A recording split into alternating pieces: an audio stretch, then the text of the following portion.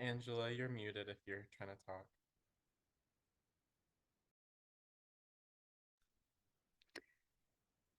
Good afternoon and welcome.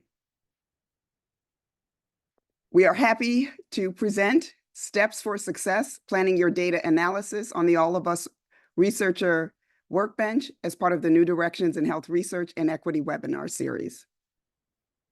Please feel free to use the chat to share your questions, comments, and reflections throughout the session. Let's start using the chat by sharing your name, institution, or organization you represent. When you put questions in the chat, the questions will be addressed during our Q&A. If we are unable to address your question in the allotted time, we will post the email address of our primary presenter, and he will reach out to answer all questions. At the end of this webinar, you will be asked to fill out an evaluation survey. Your insights are used to make important programming decisions. We want to hear from you, so please take the time, fill out the survey. We appreciate all of your comments. Next slide, please.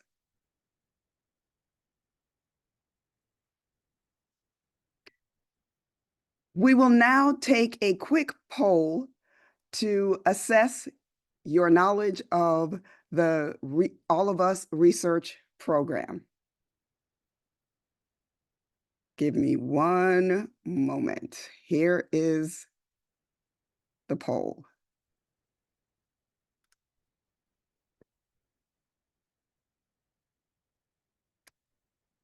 Have you visited the All of Us research program website?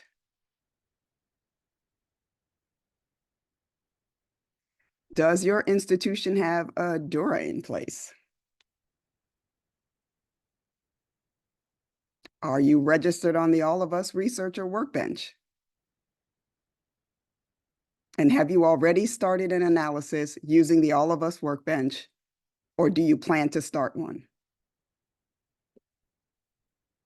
I will give you a few more moments to take the poll.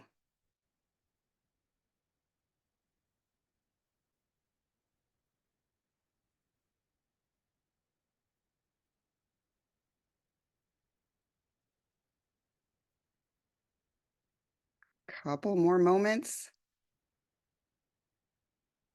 And the poll will end.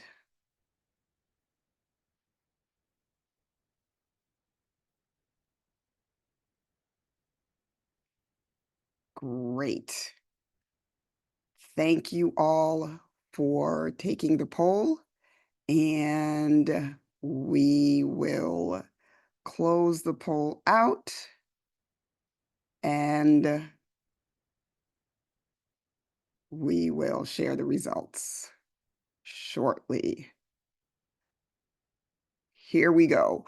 87% of you said yes, you have visited the All of Us Research Program website. 53% of you said your institution does have a DURA. And 50% of you are registered on the All of Us Researcher Workbench. And 11% of you have already started using analysis using the All of Us Workbench, or you're going to start to use it. Thank you so much for taking the time for the poll. Next slide, please. I'm sorry, before you guys start, it looks like the chat is disabled for attendees. The chat is, thank you so much. Give me one moment. Absolutely. Okay.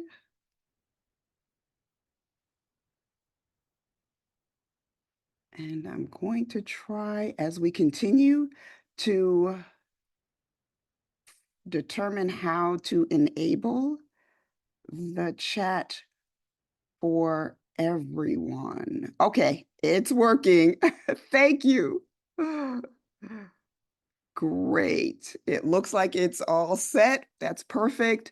I'd like to continue by quickly going over the agenda for this afternoon.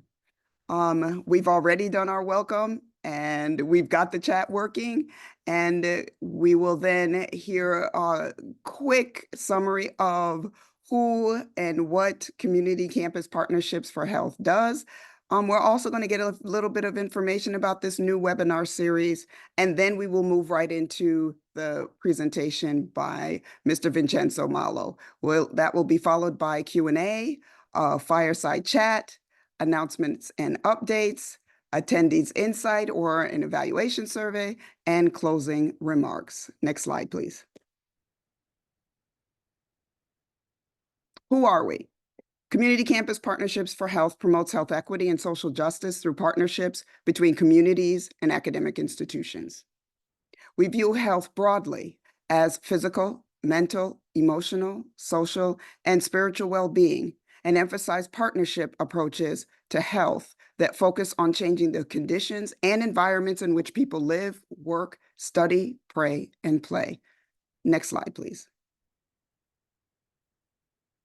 The CCPH All of Us Researcher Academy team is led by our executive director, Mr. Alan Richmond, and I am the engagement lead, and Dr. Paul Kuttner is our director of partnerships. Next slide, please.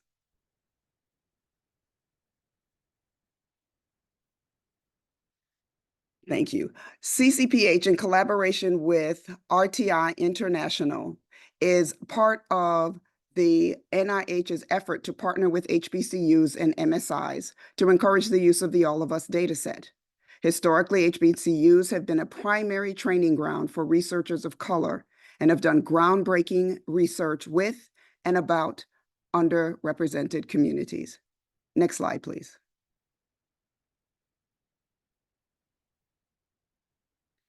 New Directions in Health Research and Equity webinar series. This 6-webinar series spotlights innovative scholarship leveraging publicly available data from the All of Us Research Program. These scholars, members of the All of Us Researcher Academy Network, are pushing the boundaries of health research and education through equity-focused questions, cutting-edge methods, and data that reflect the rich diversity of our country. And one of those researchers will be presenting today, Mr. Vincenzo Malo. Vincenzo Malo, who uses the pronouns he and they, is a public health researcher at RTI International and a Researcher Workbench coach with the All of Us Research Academy. Vincenzo has experience in program evaluation, study design, data management, qualitative methodologies, and quantitative analysis using R and Stata programming. Through their research, they strive to advance health equity by promoting healthy behaviors, improving psychosocial well-being, and exploring ways to make healthcare and research more inclusive and affirming, especially for the LGBTQIA+ youth and young adults. Vincenzo, next slide, please.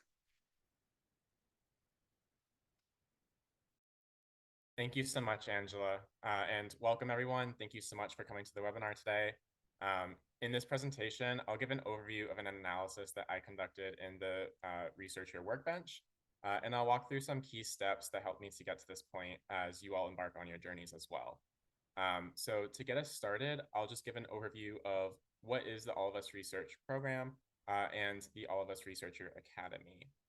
Next slide, please. And so just as an overview of today's agenda, I'll talk about the research program, the Researcher Academy. I'll go through a project example that I conducted in the workbench, and then I'll go over some of these keys to success that helped me to get to this point. So they're listed here. The first is considering a specific research question that's feasible to answer using All of Us data.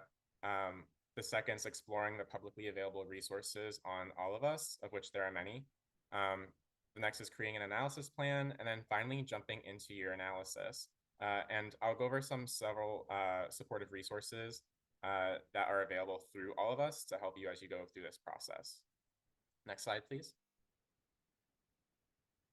So to get started, what is the All of Us Research Program? So the All of Us Research Program is an initiative of the National Institutes of Health to collect and study data from more than 1 million people in the United States with the goal of promoting discoveries in precision medicine and individualized healthcare. One of the program's pivotal aims is to recruit participants and researchers from communities underrepresented in healthcare and health research. So what are some resources that exist to support folks in this process? Next slide.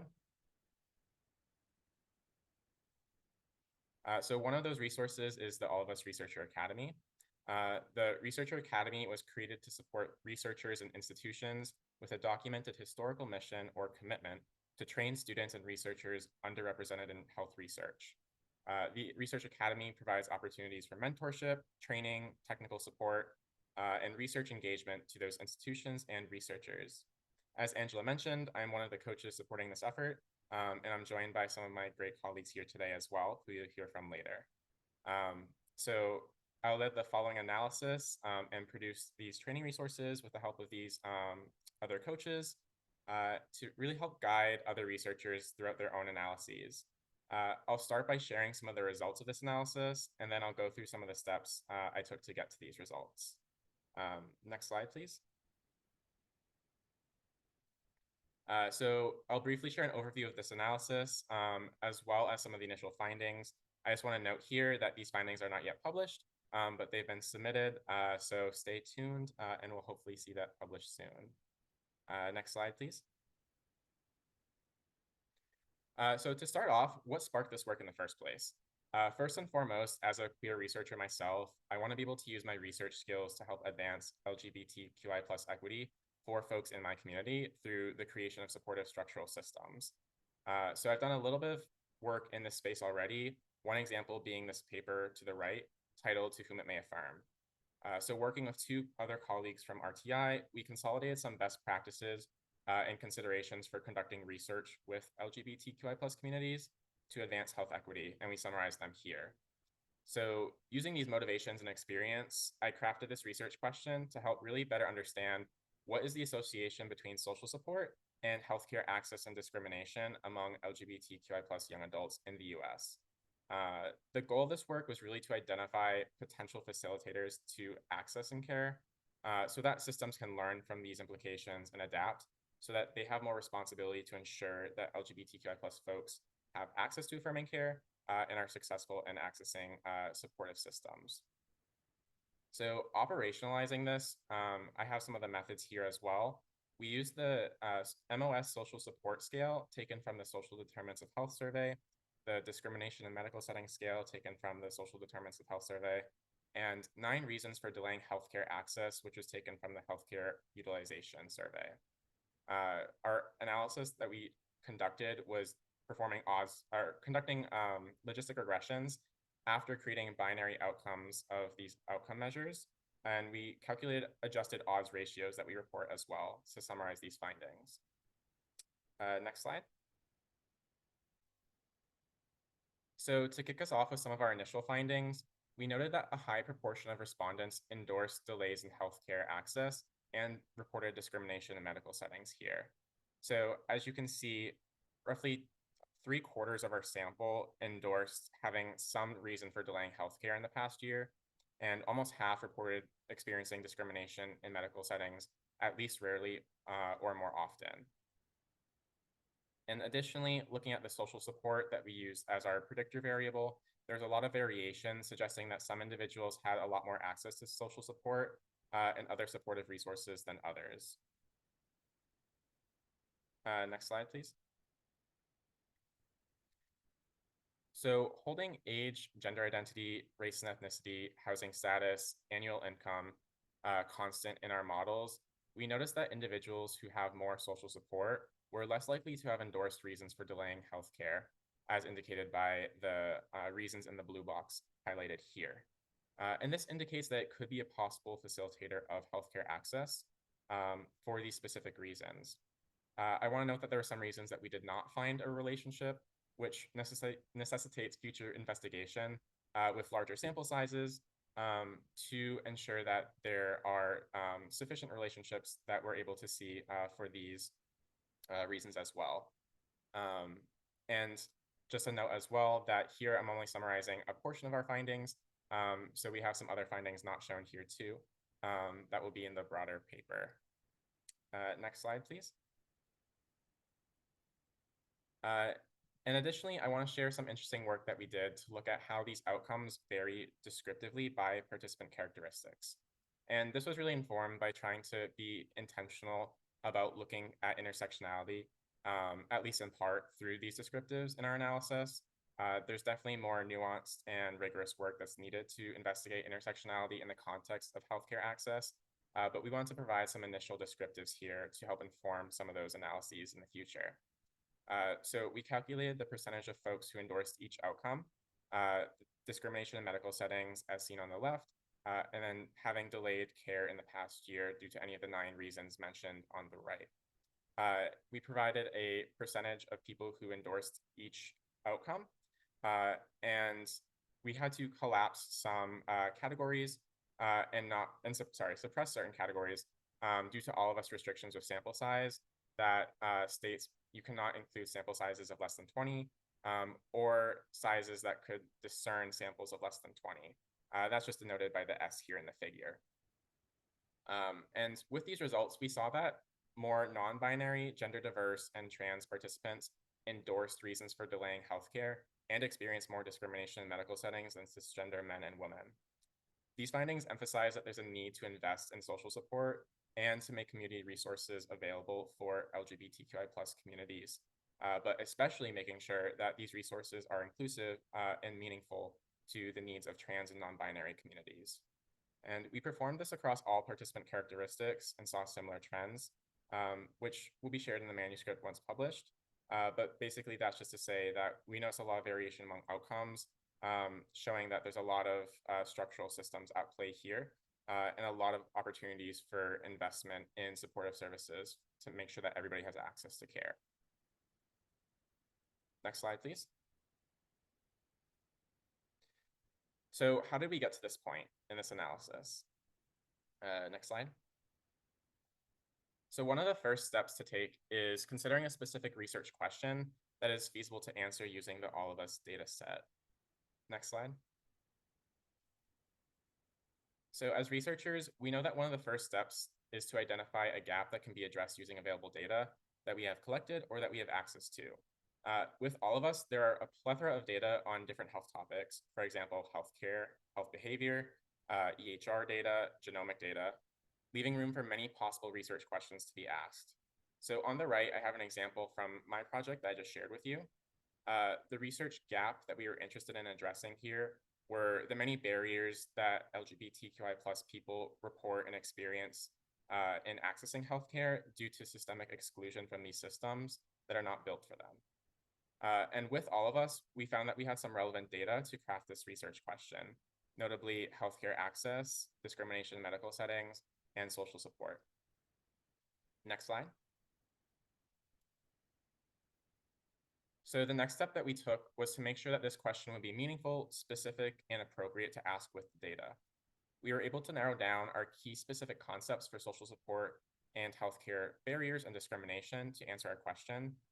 As I noted, we used the medical outcome study social support scale, the discrimination medical setting scale, and these 9 questions about healthcare barriers. But there are also important considerations to have in mind when using data from All of Us. It may be extremely appropriate for you to use this data for your own research questions, but there may also be some reasons to not use this data. So that includes considerations as to the methods for data collection, the measures that are included within the data, and then also just making sure that you're able to meaningfully use cross-sectional data if you want to conduct an analysis with All of Us. So these are some of the limitations and considerations as you develop your research question. And once again, just showing an example on the right of the question that we crafted and then the specific ways that we operationalize that in our own analysis. Next slide, please. So one of the ways that we got to this point was through using publicly available resources on the All of Us Research Hub. I'll go over a few of them in the next few slides, particularly the data browser, the survey explorer, and the data methods page. Next slide, please. So the data browser is one of my favorite aspects about all of us because it has this high level publicly available data that anyone can access, as well as links to relevant surveys, forms, and questions that were asked of participants. So basically, it's this very large hub that any researcher or any person can go visit to try to look at what the data actually looks like. The data browser can help you locate information relevant to your analysis, like variables, sample size, the origin of certain questions that were asked, as well as just getting a snapshot of what the data generally look like. They also have FAQ guides that help answer specific questions about the data here as well. So the key takeaway being, once you have a research question, your next step is probably to explore the data browser to make sure that you have available data and necessary variables to answer your question. Next slide, please. So I'll walk through a quick example of searching for information in the data browser in the next couple of slides, in case folks have not done that already. So in the data browser, you'll see this image to the right. That's generally the screen you'll see at this once you open the page.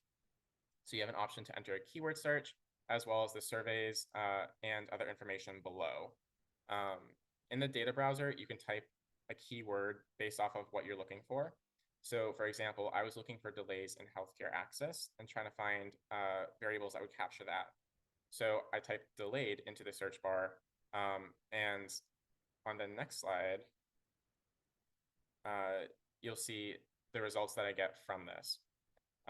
So here I clicked on a specific survey that popped up after I searched for delays, and that survey was the Healthcare Access and Utilization Survey.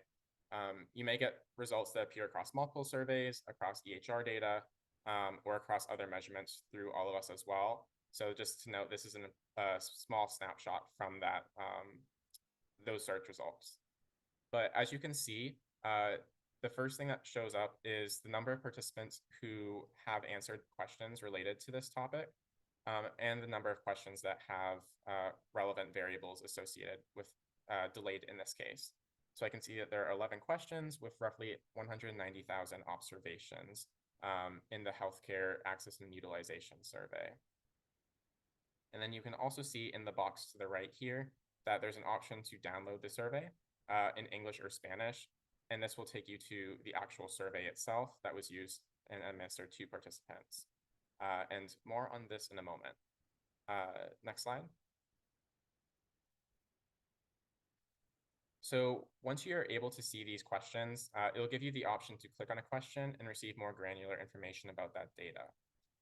So for example, I clicked on this question here showing, have you delayed healthcare for any of the following reasons? This reason was you did not have access to transportation.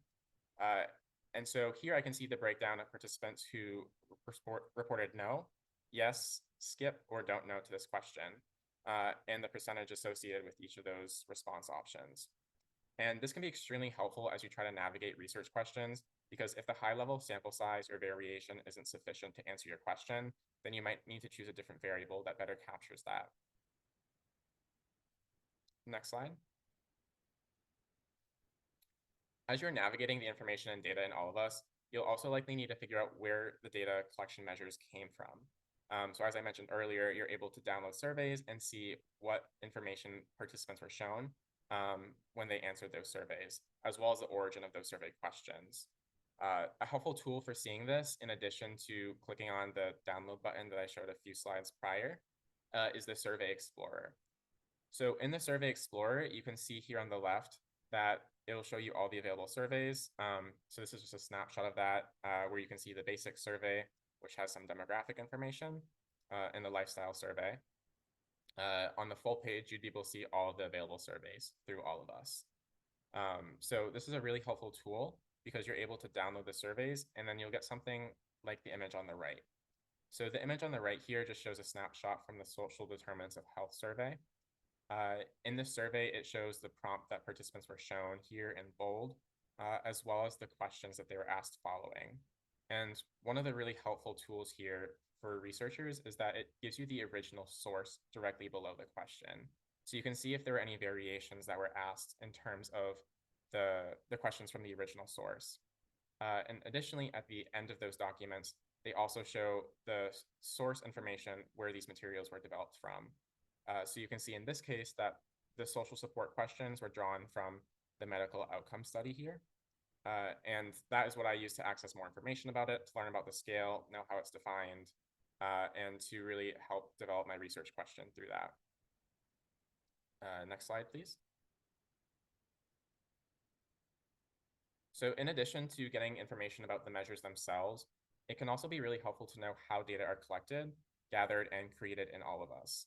The data methods page contains this information, and here you can find out about how genomic data are stored.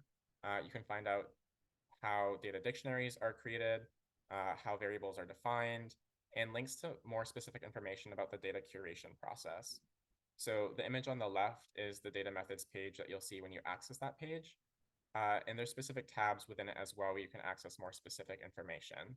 So one of these is the data dictionary page, which you can see on the top right, which gives you an overview of what is included in the dictionaries, as well as links to the dictionaries for the two tiers of the All of Us workbench. So that's the registered tier and the controlled tier. And I'll discuss those a bit later as well. And then additionally, in the bottom left, you can see information about the data sources. So where participants' measurements actually came from, as well as how genomic data were created, what those files are, and how it's stored. So there's a lot more information here if you want more info about how the actual data got to be in the workbench itself. Next slide, please. So at this point, you should have a decent grasp of what information you need to get started in an analysis. But there's one final place I'd highly recommend that you turn to before starting your analysis, and that's the research project directory. Next slide, please.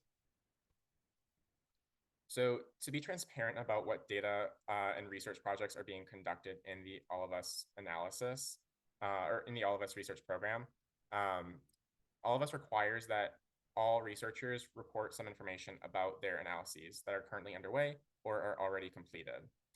This includes things like research questions, anticipated findings, the scientific approaches that you are using, the types of variables you're interested in, as well as other research collaborators on this analysis. So this can be really helpful just to check to see if anybody has explored similar topics to you in the past, or if there are folks that you want to collaborate with on future projects because of their pursuing a similar topic to you. Next slide, please. So once again, I'll just illustrate a brief example of what you'll see when you go to this page itself. So when you go to the research project directory, you'll have this keyword search once again, where you're able to enter any keyword related to a research question or research project that somebody may or may not have explored already. So here I was interested in looking at other projects that were conducted with LGBTQIA+ communities. So I typed in the search bar LGBTQIA+. When I searched that, I noticed that there are 7 projects doing data with this already. The top one here being the project that I just described to you all that I conducted. So once you click on that, you'll get a lot more information about what those projects actually are looking at. And that information is on the next slide. So on this slide, this is what you would see if you click on the research project that I'm currently conducting. So it gives an overview of the scientific questions that we looked at in our analysis. There's more information about the approaches and findings, which I cut here just due to space. You can also see the members of the research team. So you can see that I collaborated with Stephanie Tillman and Javon Carter, who are going to be on the panel today. You can see the data set that I used. So I used the control tier. Again, more on this later, as well as the project purposes. So this was a study to look at population health, social and behavioral aspects of health, as well as an educational project because I developed this resource and webinar using this analysis. Next slide, please.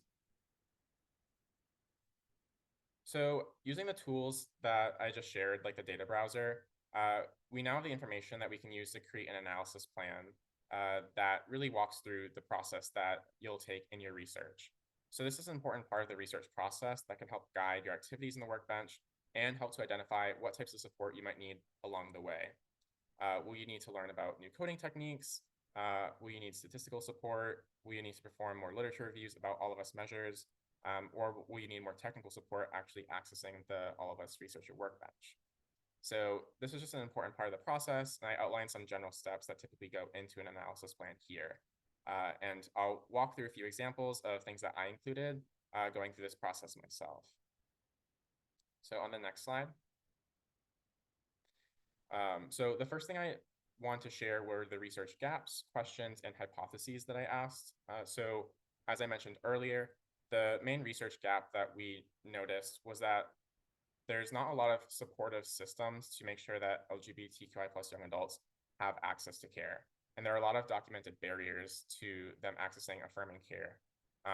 So that was the main gap that we wanted to try to speak to a little bit, is how can we identify possible facilitators to, or better characterize these gaps so that researchers and institutions have the capability to answer them through policies, through more research, et cetera.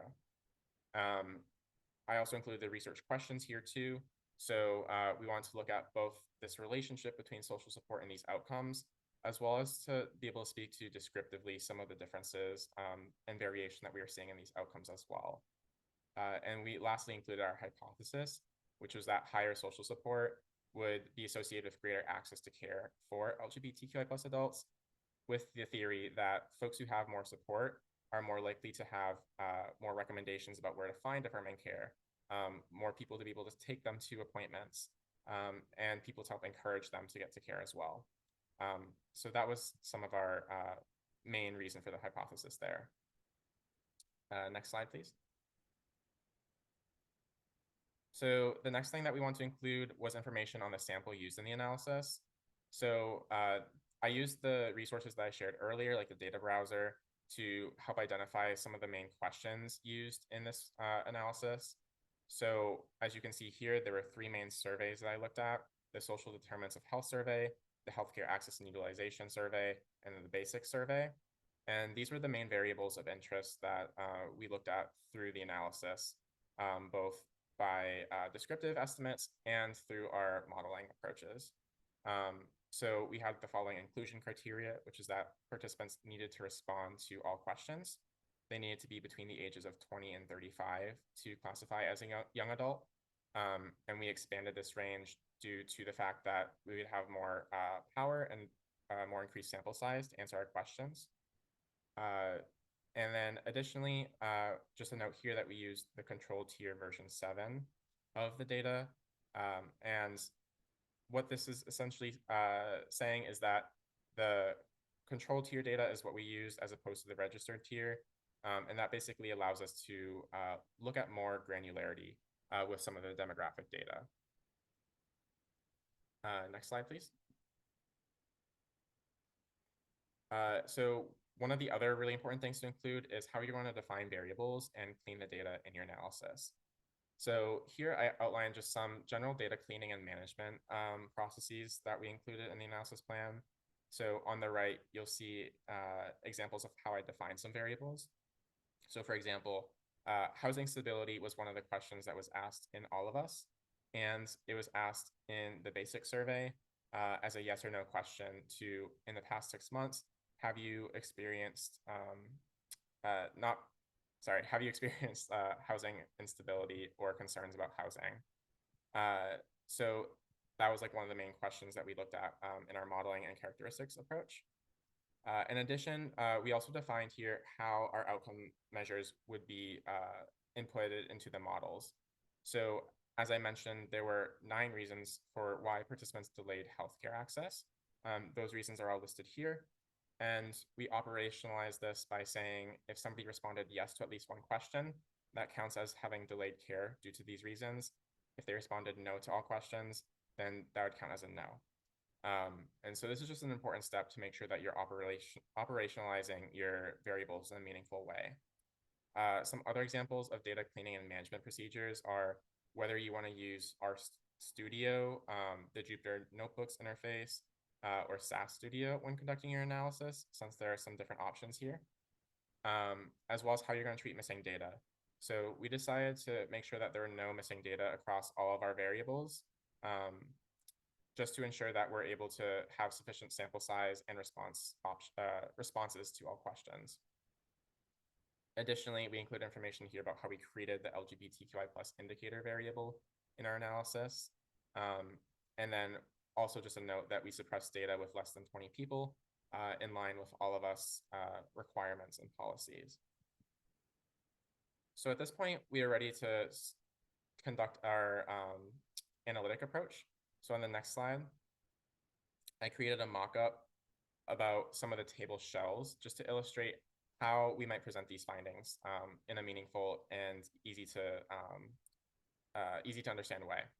So to answer our first research question, which was more descriptive statistics, we created this table on the left, that just gives an example of the means and the N for each question.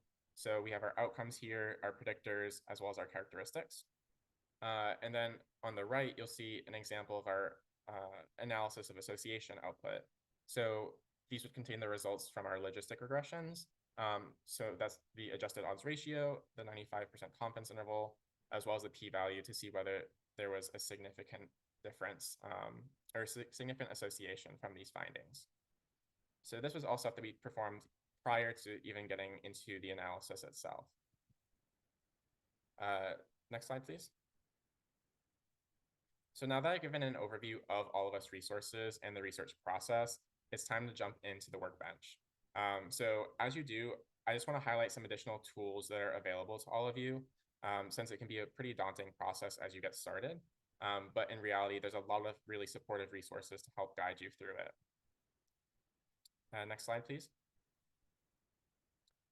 So as a reminder, the All of Us Researcher Workbench is the cloud-based platform where registered researchers can access all of us data and perform their analyses. There are two main tiers, the registered and controlled tier. The control tier contains everything that's in the registered tier, but with more granularity and more specific information with genomic data, more granular demographics data, and more granular electronic health record data. Generally, for most research questions, the registered tier should be sufficient. I use the control tier with this research question because I want to be able to look at how gender identity, sex assigned at birth, intersex questions were being defined. And so I could craft an LGBTQI+ variable that met the criteria that the research team felt was appropriate. Next slide, please. And additionally, as a reminder, if you are not already registered with the All of Us Researcher Workbench, there's some steps you'll need to go through first. One of those first steps is obtaining a data use and registration agreement, or a DURA. So there's a QR code on the screen here if folks want to scan that. That will give you a link to some supportive resources to set that up. But basically, the DURAs provide data access to US-based academic or healthcare institutions, nonprofit organizations, or government entities. And they're administered by the Data and Research Centers at Vanderbilt University Medical Center. So I'll walk through a bit more about this on the next slide as well. So on the next slide, please. So once you have the DURA in place, you can register for the workbench. And again, another QR code here if you want to use that to register for the Researcher Workbench. So once you have your DURA in place, you can register for the workbench, after which you'll need to complete mandatory trainings before you can access the data itself.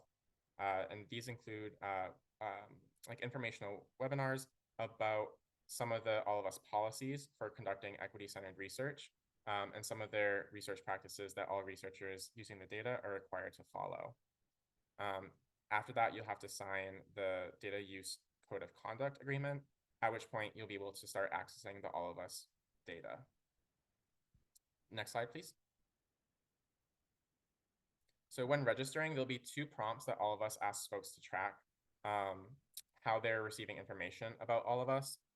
So when going through this process, you can select, you saw this through an activity, presentation, or event, and the All of Us Researcher Academy, or RTI International, as the sponsor for the program. Next slide, please. So once you're all registered with the All of Us Researcher Workbench, you're ready to start your analysis.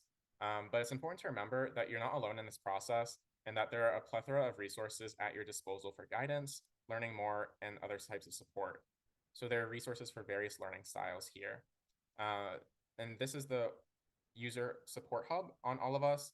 So once again, there's a search bar where you can search for what type of support you need, as well as these various domains below that link you to other types of information. So there are videos and demos of people walking through the Researcher Workbench process, and example workbenches for you to be able to access. There are office hours hosted by the All of Us research program, in which you can ask questions, as well as recordings to access previous versions. And there's a bunch of other resources here too, to help you as you navigate this process. Next slide. Additionally, there's the All of Us Researcher Academy newsletter that you can sign up for to receive updates on events, announcements, and learning opportunities. And once again, I'll give you all a few moments if you want to scan the QR code to be able to sign up for that newsletter. And next slide. And this is the last resource that I'll share with you all. This presentation was adapted from another resource that the Researcher Workbench coaches and I developed, that is titled Introduction to the All of Us Researcher Workbench. And this is an asynchronous online course, which really walks through some of this information in much more detail. And it provides example information about how to plan your analysis, what types of information go into an analysis plan.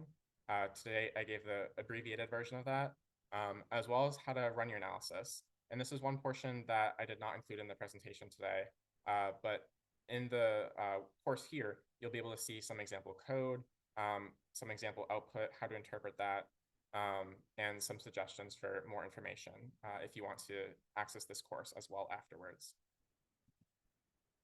Next slide, please. So lastly, I just wanted to acknowledge all the folks who have been a part of this process, without whom this would not have been possible.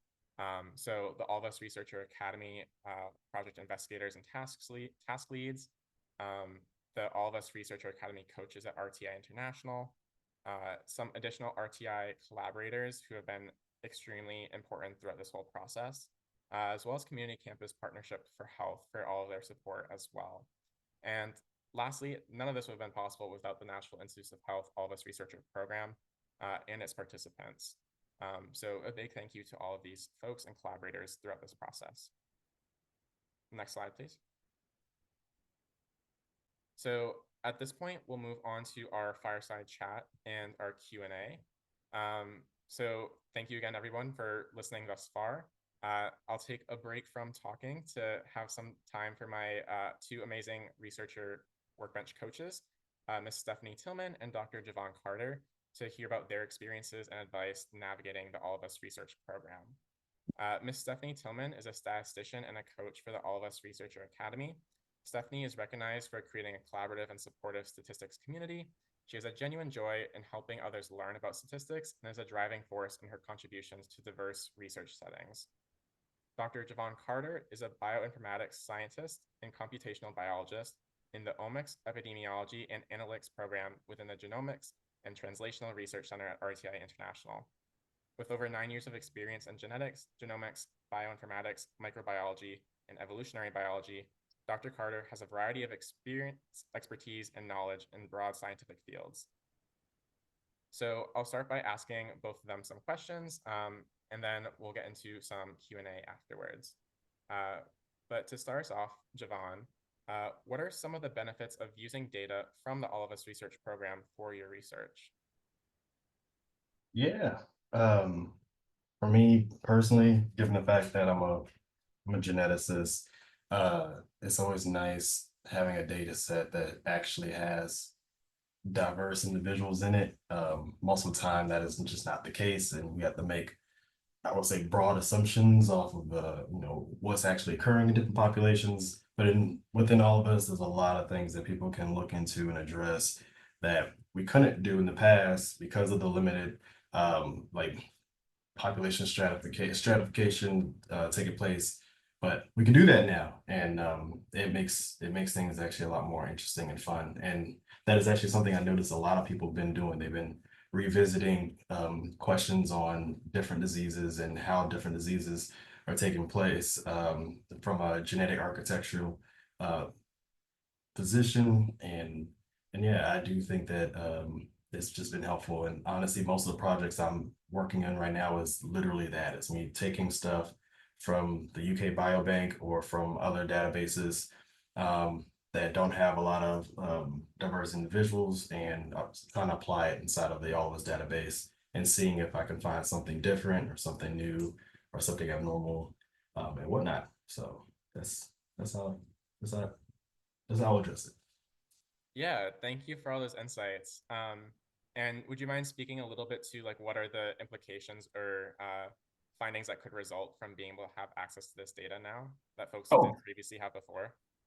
yeah. I would say probably the biggest one would be it, I know we've all heard about like precision medicine, things like that, but basically being able to truly look at different individuals and look at different populations and look at what makes them different and how those differences can impact how different diseases are expressed or different phenotypes are expressed, I mean, different genotypes are expressed. As a phenotype, that's impactful. And that also can help out with the downstream effects on like, well, how do we combat that? How does certain drugs work in these individuals? Well, we didn't know that before. We didn't have enough genetic material. But now that we do, we can make alternative plans. We can look into somebody's genetics now, maybe 20 years from now, we can say, hey, look, I know because we looked at your genetic information. I can tell that you have these extra different biomarkers that we didn't know before, and I can tell you for a fact that this particular drug will not help you out with the disease that you have, but this one will, because we know that it's affecting something in a slightly different way that more compatible to your physiology. So these are the things that can be really, really beneficial, and this is the thing where this is what makes things more makes the equity when it comes out of health more beneficial. So that's what Yeah, I'd say. thank you for speaking to that. It sounds like a really impactful way to be able to have like this type of precision medicine that you mentioned that focuses on more individualized care. So my next question is for Stephanie. So as folks are actually navigating the workbench itself and getting ready to conduct analyses, what is one piece of advice that you would give to someone who's getting started on this process?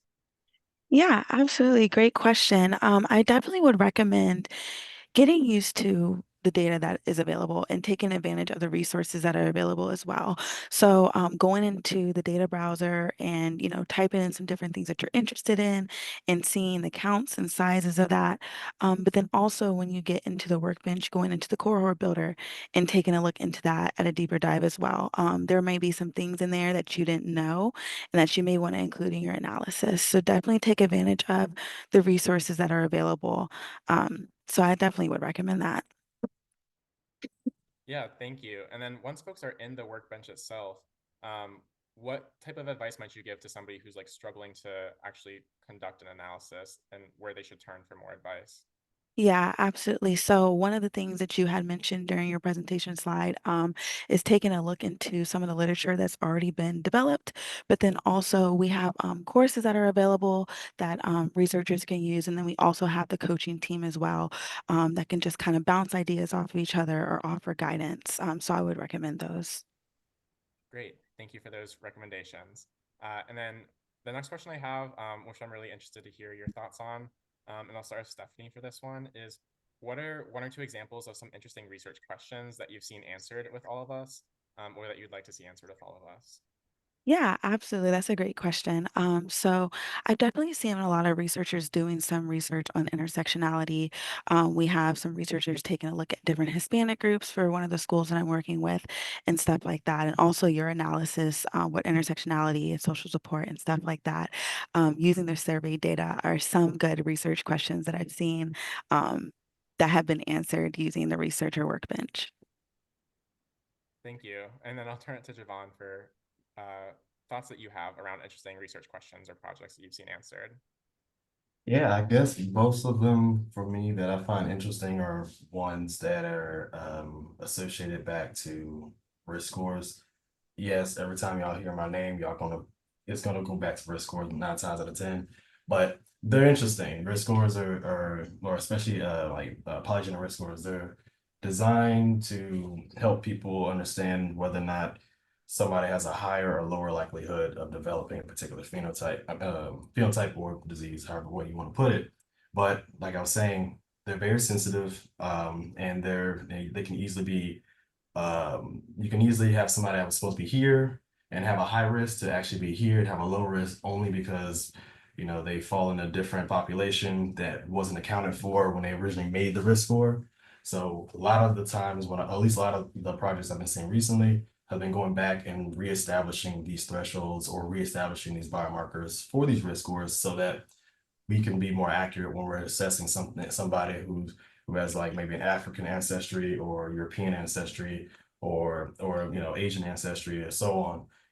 Those are really important. It's really helpful. And on top of that, it's going to build more confidence in the future for addressing some of these health concerns. And yeah, and then one other project I noticed that a lot of people are jumping into is actually developing out the biomarkers themselves. So running a lot of GWASs and and those are really cool as well, which that's a whole nother can of worms we can talk about if anybody's interested. Yeah, thank you for that. And I think one of the interesting things that I'm hearing from both of you all talk is that there's a really diverse set of questions that one can ask with all of us, whether it's genomics, healthcare, access and utilization like I did, or more specific electronic health record data. So there's so many questions that can be asked with all of us. So thank you both for your insights there. And at this point, I think we'll turn it over to a couple questions from the chat or from participants. So if folks have questions for myself, Javon, or Stephanie, feel free to enter those. And Javon, Stephanie, or Angela, if you notice any questions that popped up that haven't been answered, please feel free to let me know.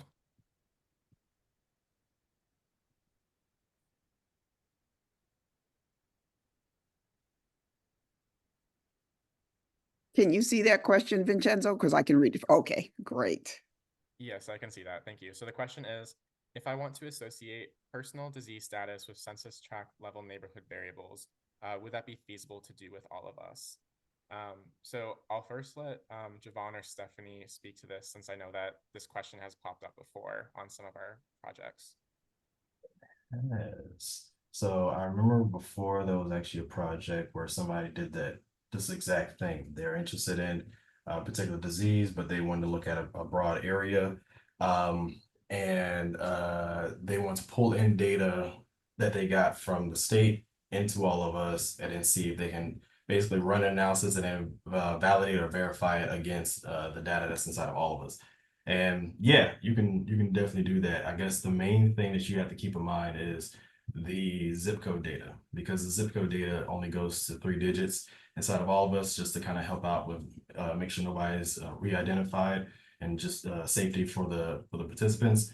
You have to go about doing the consensus information and compressing those down as well before you start running an analysis. It'll be kind of biased and off if you were to run one using full zip code data and then try to compress it, then later on then address it or try to validate it against all of us. But in conclusion, yes, I've seen that happen. And yes, pulling data, you can definitely pull data into all of us in big data sets and then run large scale analyses. I just always tell people, just be careful. It might get a little expensive, but it's definitely doable. Yeah, thank you for that. And I see that there's another question that's kind of similar to this one, which is, can data be limited to specific geographic areas, such as inclusion of all participants in a specific county? And I think going off of Javon's answer, that really depends on the zip code data available. So there's only a limited number of digits for each zip code. And because of that, you might be more limited to the geographic area you're able to isolate. But it's definitely possible to isolate participants to a specific area. It just might have to be a little broader than what you envisioned if you envisioned a specific county or smaller region. The large counties, definitely. The smaller counties, maybe not so much.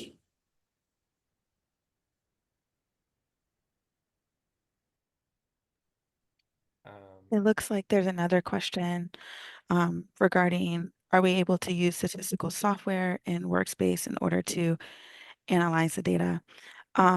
So there's a few different softwares that are used to analyze the data inside the workspace.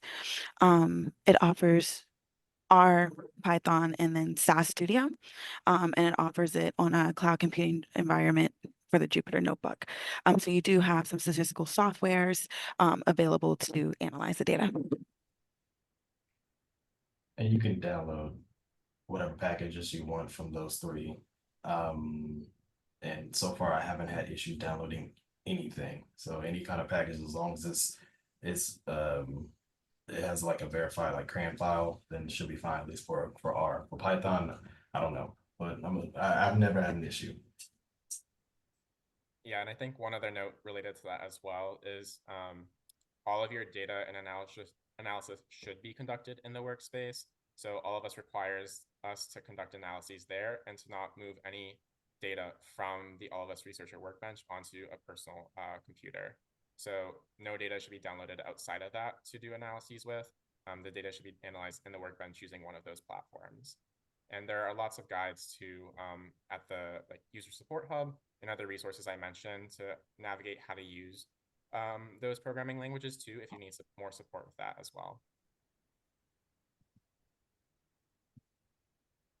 I think we might have time for one more question, if folks have any.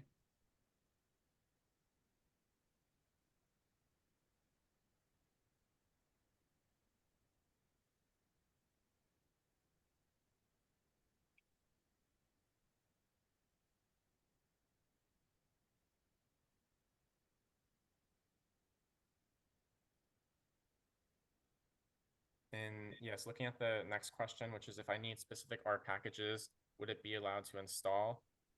Yes, if you know the packages you need, you can install them like you would on regular R. So you can just do an install.packages command, and then that package should be installed into the platform itself. Yeah, I feel like the best way to think about this is you have more access to pulling things in to all of us, but you have extremely limited access of pushing things out of all of us. So downloading packages, downloading data, taking data that you have and you implementing it in. These are all things that are typically fine. I mean, obviously it needs to go through like some kind of malware check, but that happens automatically. So you don't have to worry about it. But it's the taking data out that you got to be very, very, very careful with. Like Vincenzo already said.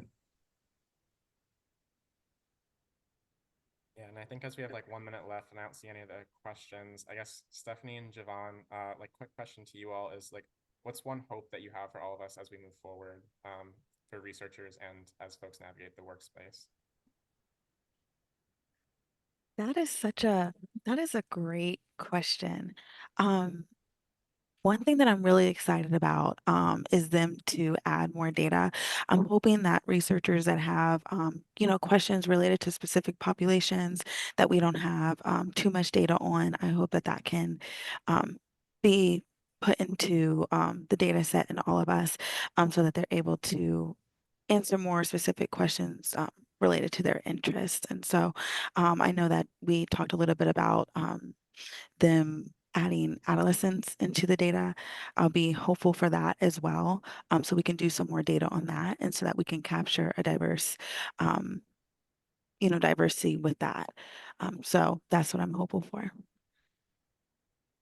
Yeah, I guess for me, one thing I'll say is I'm really happy with how they go about constructing things as far as safety for the participants. And this is probably the biggest and most diverse data set that we've had in America. So I'm very hopeful that it can continue to grow and develop and people feel very comfortable with it. And nothing negative happens and nobody misuses it and everybody kind of basically uses it in an appropriate way. Because again, if that takes place and it happens, then that's going to open the door for more people to be comfortable with this type of research, which is going to potentially help millions of people.